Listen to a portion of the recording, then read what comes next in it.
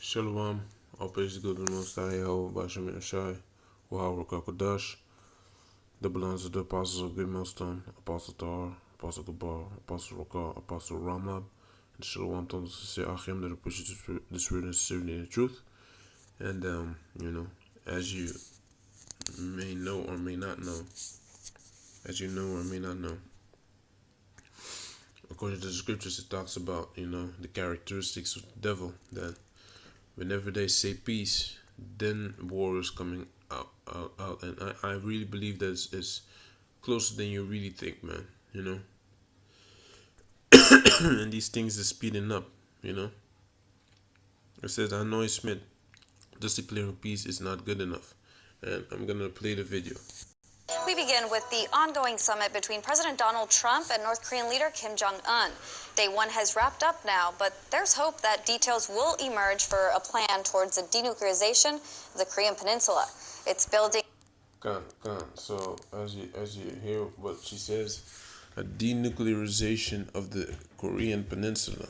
But how about the denuclearization of Europe or the NATO? You'll never hear that, man. You only hear about so-called weak nations or other nations that are not Western to denuclearize because they want to take down those countries, man. They always good. They call themselves being goody two shoes, but they a bunch of devils and deceivers and robbers, man. Bunch of thieves and robbers, man, and murderers. All in the name of money, man. Off the progress made during their first summit in Singapore held last June. Our very own Scotty Nell Hughes has the latest from Hanoi. Tonight, President Trump and North Korean leader Kim Jong-un held a private one-on-one meeting before a social dinner. Despite the social nature of the meeting, Trump was flanked by Secretary of State Mike Pompeo and Director of the Office of Management and Budget Mick Mulvaney. Kim was joined by two of his top advisors as well, and both leaders, of course, had translators. Trump touted his special relationship with the North Korean leader, saying he expects a very interesting dialogue. While there will be speculation as to what was discussed and details may not become available until Trump tweets or someone from his administration leaks it anonymously, there are issues which must be discussed and details confirmed if this president is going to be able to call this summit in Hanoi a success. The day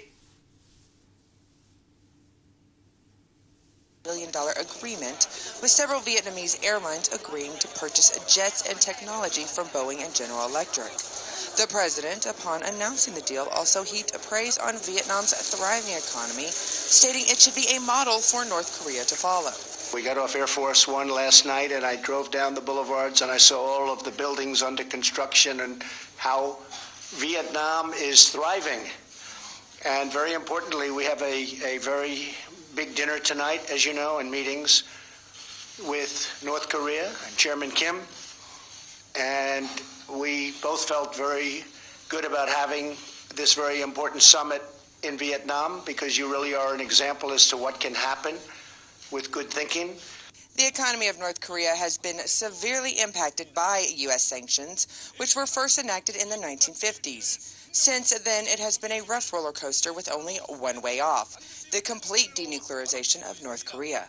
But some groups feel like that it is not enough, and issues like the official ending of the Korean War after 67 years should also be a stipulation. Ending the Korean War and declaring it is one thing versus having a legally binding agreement. I think, it's a great first step, but we're not there. We need to see the signing of a peace agreement, and that is the greatest guarantee to take war off the table.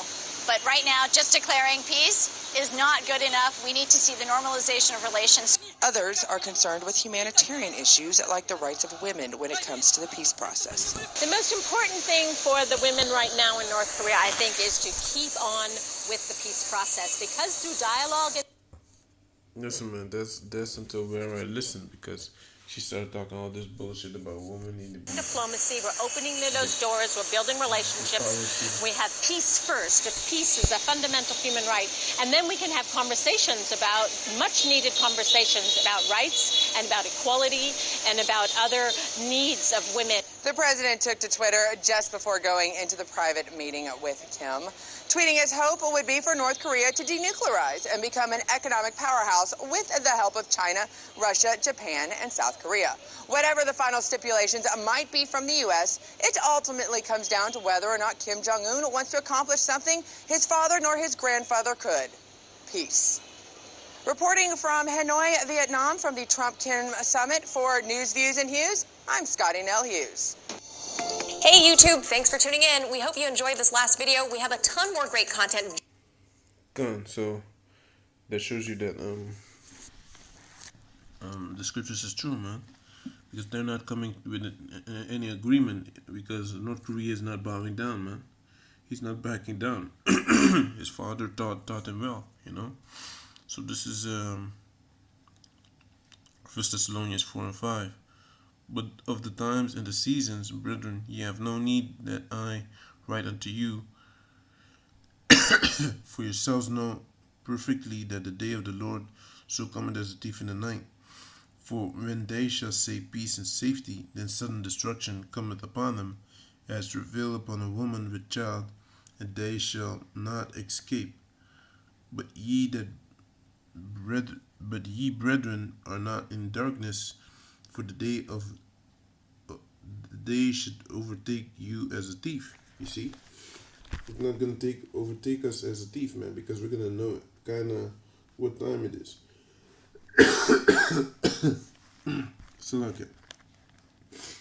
this is this is the scripture that actually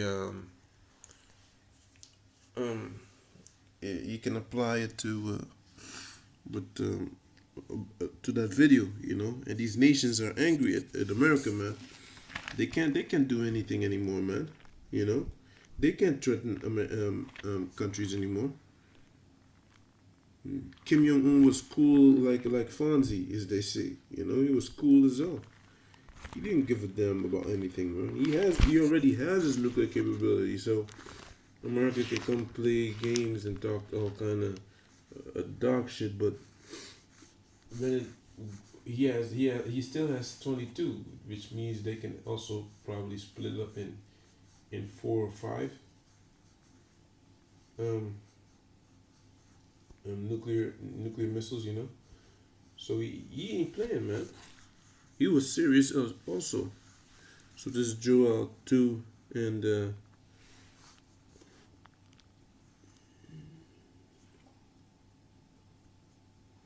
let me see.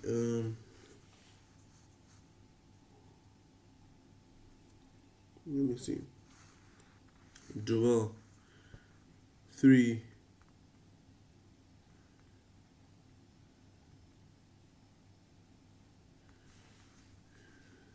1 minute.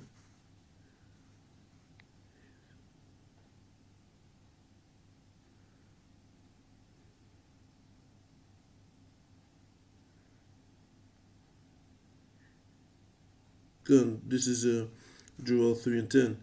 Beat your plowshares into swords and your pruning hooks into spears. Let the weak say, I am strong. Assemble yourselves and come, all ye heathen, and gather yourselves together.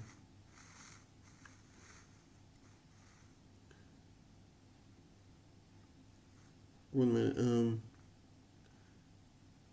Gain yourselves together round about. Thither cause the mighty ones to come down, O Lord. Let the heathen be weakened, and come up to the valley of Jehoshaphat, for there will I sit to judge all the heathen round about. You know, so the Most High is going to bring them to the Middle East.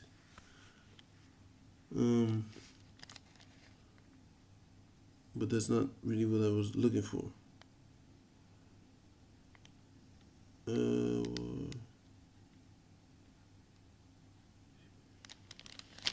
Yeah, but they are saying that they're strong right now because they ain't budging, man. You can't. There's not a lot of countries that, you know, don't fold under pressure, but this guy doesn't fold, man. You know, he's not playing games. He's serious, man. He's gonna play a major role in World War III, man. I know that for a fact. So this is Isaiah 14, because this is the scripture I was looking for.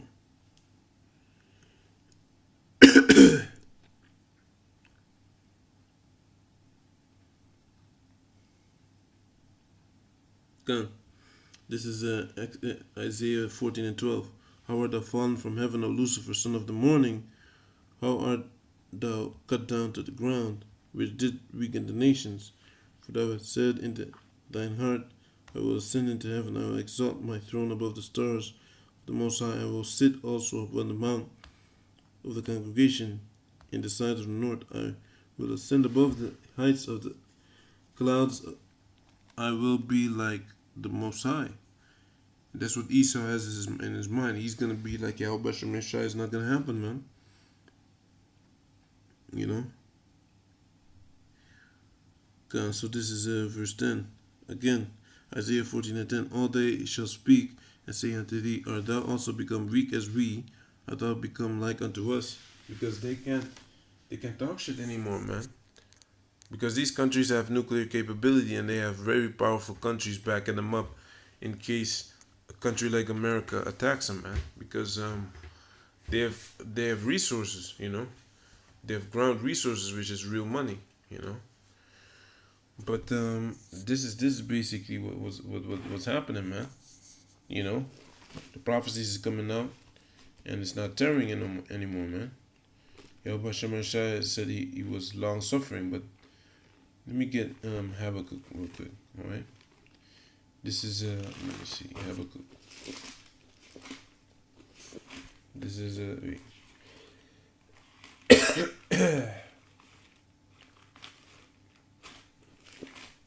So this is Zephaniah.